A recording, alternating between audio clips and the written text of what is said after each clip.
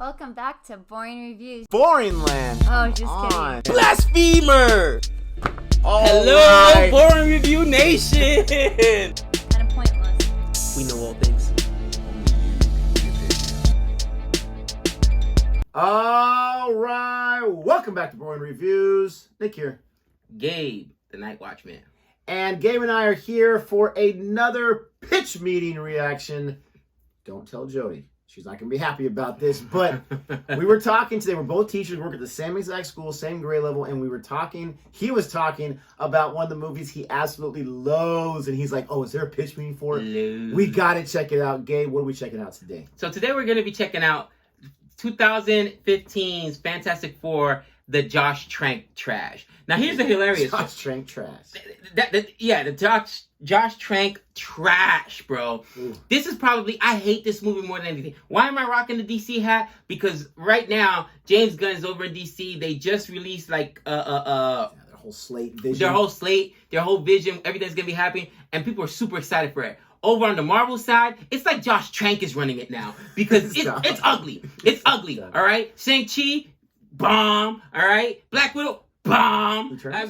Eternals, Josh Trank directed that, all right? Him and Jason Bay. Josh Trank is making fun of that movie. Oh my, bro, it's rough. Other than Spider-Man No Way Home, even think about it. Yeah, that was good. Was it No Way Home? Or I forgot the last side of it. Yeah, No Way Home, but Multiverse of Madness was not that great. Thor got laughed out literally out of the theater.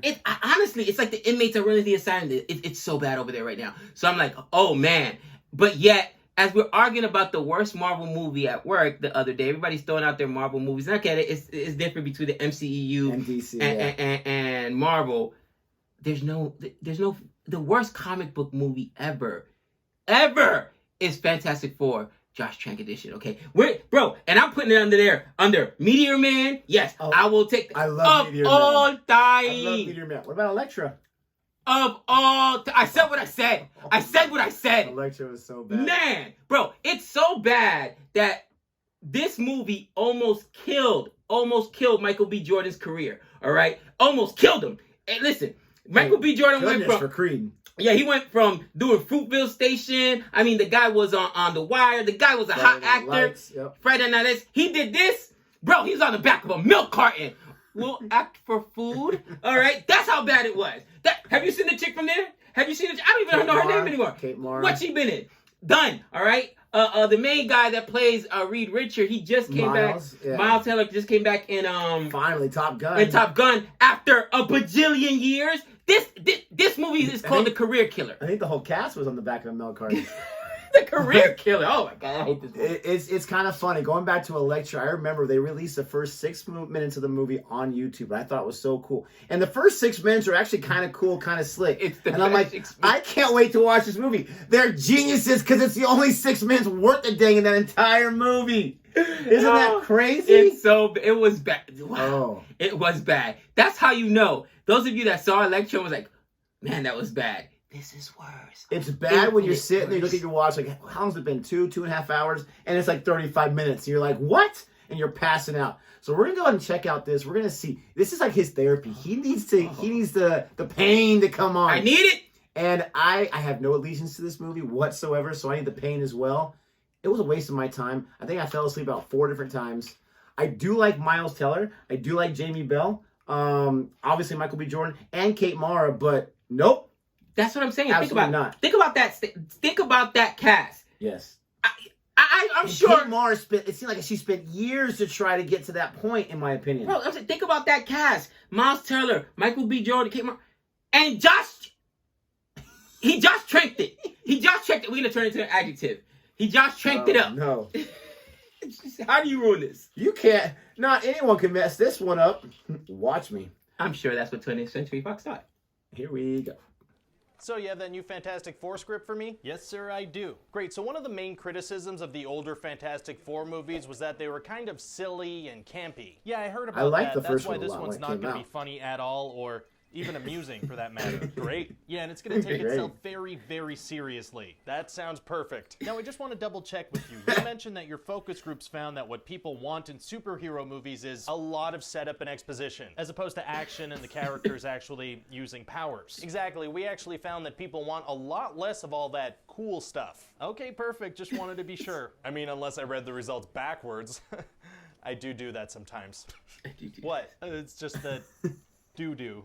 Oh my god, did I say doo-doo? You said doo-doo. I didn't even realize. I mean, that's why we pay you a bunch of money, right? You're good with the words? Yeah, I'm good at word stuff. You are. So tell me about the script. Yeah, well, like I was saying, it's mostly setup and exposition. Perfect. So we start with Reed Richards as a kid. Oh, going way back. What do we establish there? So basically important. that he is smart and has a friend named Ben. Do we really have to show him as a child to explain that? Yeah, well, it's an origin story, so we have to have them as kids. Do we? Well, they did it in Batman Begins. Oh, that's a good movie. Okay, I'm sold. So when he's a kid, he builds stuff in his garage with technology from the time. So like Nintendo 64s. He has this big old clunky computer like people used back then. So this takes place in the 90s. 2007. Oh. So him and his friend Ben work on an interdimensional travel machine every day for 7 years. And you're sure we have to show them as kids? Because that's like a whole set of actors we have to hire. Origin story. Our hands are tied. Okay. So anyway, at a high school science fair, they present this device they made that can make objects disappear and reappear. Wow, people must be amazed. Literally nobody is, and their teacher fails them. Why? He assumes it's magic.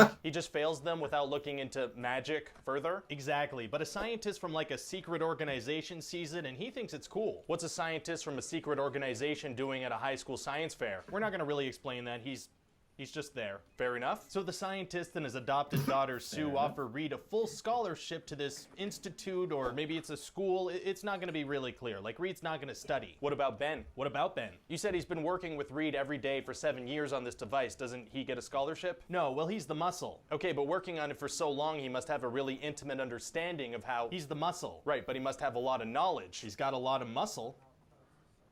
Okay, so he doesn't go. He's not even that muscular. He manipulates his own son Johnny into working at the school too. He manipulates him. Yeah, he takes his car away and he's like, if you want your car back, you need to come do science with Papa. And what's Johnny's deal? Like, why did they need him at the institute? Is he super smart?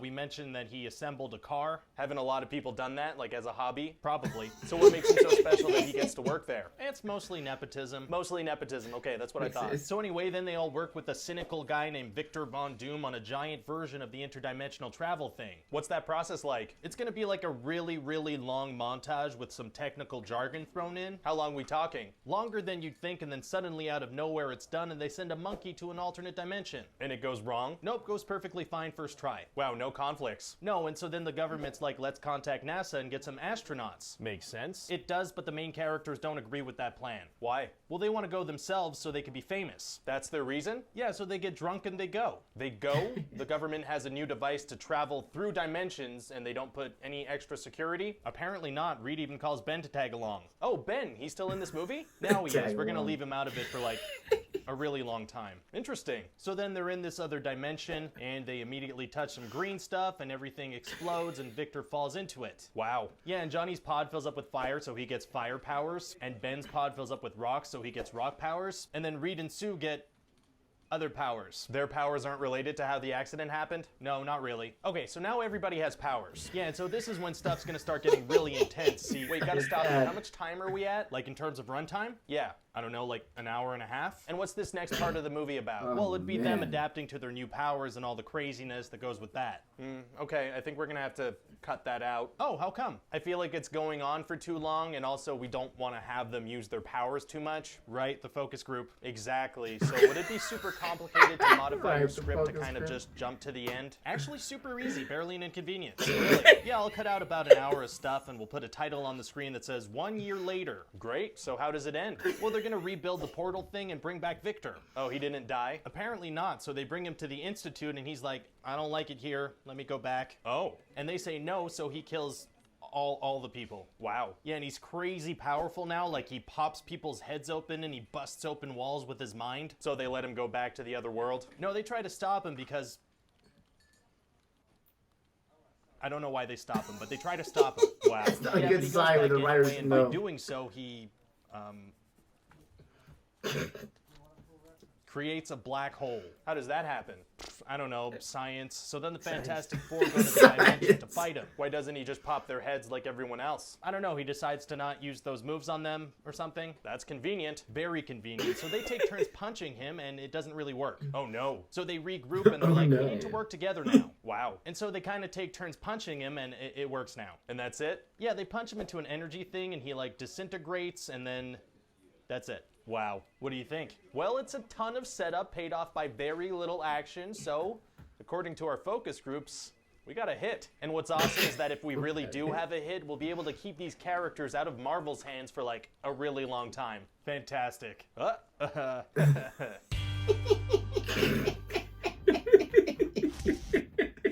Oh, man. I love how the approach that he took to that word, the focus group. The focus group. This is why we're making it so lame and so boring. Oh, gosh. We got to do what the focus group says. Dude. And then when the writer's like, I don't know. Why would I know? He said, perfect. Fantastic. See what you did there.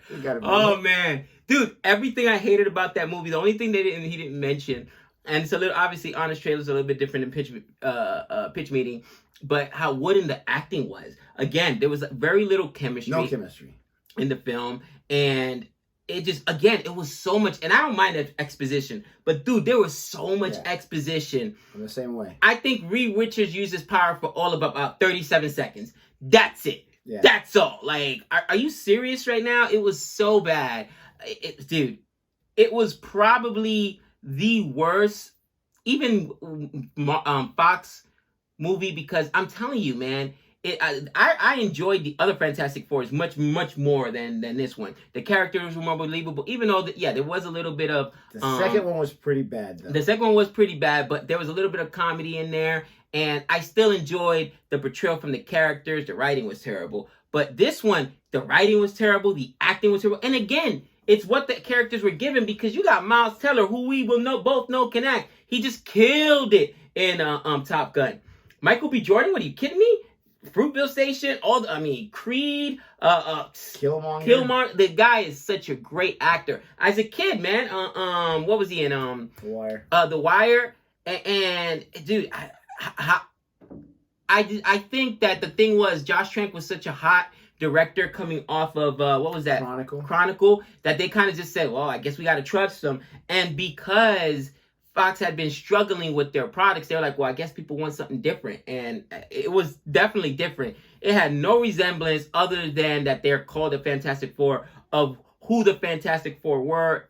I mean, they departed so far from the actual comic books that it wasn't even funny. This was terrible. It's like they were messing. It's like he was messing with people. Like, this is what you want. This is what you're excited. We're going to give you everything that you don't want and give you nothing that you do want. The crazy thing was he was slated to direct, I think, episode 9 of Star Wars. And then once this came out, they just abandoned ship. Luckily, unfortunately, episode 9 still stunk. But it could have been much worse. Could you imagine? He could have Josh Tranked it up. He could have Josh Tranked it up. You know what would have been great? What if his would have been fantastic? There's no way. Yeah, there's no way. Come on. I could be wrong about it. Let me know if I'm wrong about it. But I'm pretty sure he was slated at one point, and then I think it was Colin Trevorrow, and then it just went back to J.J. Abrams, if I remember correctly. But either way, still didn't have a soft landing there. But this guy is so awesome. You can tell this was a while ago because some of the things weren't there. His this is tight phrase wasn't in there, and it seemed like he was still kind of working on the characters themselves. But still, I love it with these pitch meetings because it's like, what were you guys thinking? Like, if it's an execution from the director or it's an acting thing, you can't handle that on the pitch. But when you're talking about the plot and the screenplay and everything else, and you're like, this is what we're going for? Like, how did you... It'll be fantastic. Who greenlit this thing? We're at an hour and a half right now. We haven't done anything yet. He's like, how much time is it? About an hour and a half. Okay, perfect. Can you make it shorter? He's like, cut out the interesting stuff. Cut out all the action and go right to the end. 1 year late. And then I'd have to watch that end scene again because the way they described it, they started to punch him, didn't work. Then all of a sudden the punching did work. And they disintegrated him. I've got to watch that part again. Oh, dude, they had to work. They had to punch them together, and then it worked. Like, are you serious right now? I mean, Oh it's my like gosh, you're so bored. Captain Planet. Let our powers combine. Let us know what you think about this pitch meeting and our reaction to it. Let us know what else you want us to react to as far as this or honest trailers, of course. Please don't forget to like and subscribe. And until next time. We know all things.